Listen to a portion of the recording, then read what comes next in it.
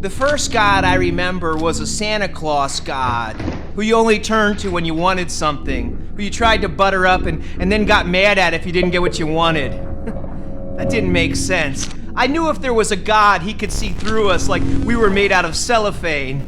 Like he could look directly into our hearts the way we look into an aquarium. Like he'd know what was floating around in there, like he might be the one feeding it.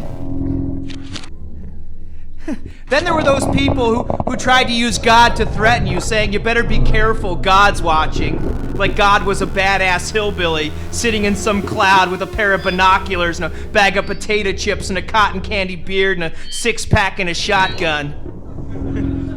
Then I saw people who had Jesus' name on their bumper sticker, like he was running for president or something, and sometimes those people with Jesus on their bumper sticker would cut you off on the freeway and give you the finger. Which is very different from lending a hand.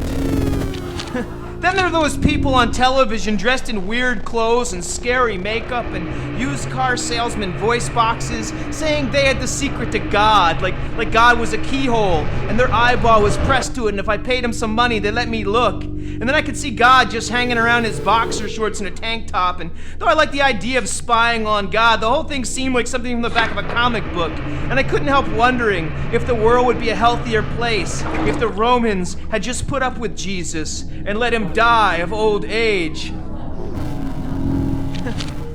And then there were the football players who knelt down in front of everybody and prayed in the spotlight and thanked God like he was their best friend. But then they'd jump up and spike the ball and yell, "I'm number one!"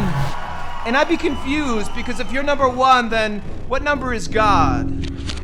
And then I saw politicians trotting God out on a leash like he was a racehorse they wanted to hop on and ride to the finish line, like God was going to lead them to victory, and if they lost it would be God's fault, and then God would be the donkey they could stick all their problems on. And that was very nice of God, to be both a racehorse and a donkey. And then there were those who said, you better be good on earth if you want to get into heaven, like heaven was the United States and earth was Mexico and the angels were border patrol, like when you die you sit in a parked car on the outskirts of heaven, the engine idling your soul in the back seat in one of those kennels used to carry small dogs on airplanes, that you listen on the radio to all the people you ever wronged testifying against you.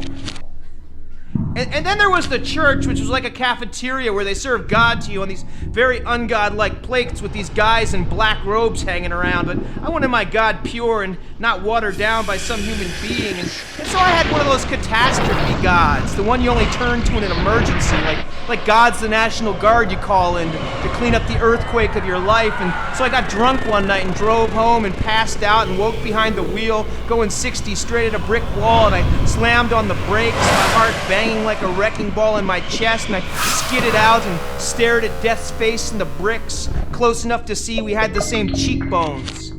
So now I have a God who's like one of those mechanics who can fix anything. So when I want to chew somebody's head off like a saltwater taffy, or amputate my DNA, or open my wrists like windows that have been painted shut, I just put my soul into a box like a busted computer and haul it in, and he never asks to see my paperwork or says my warranty has expired, and I walk out feeling better. And I don't care if he doesn't exist.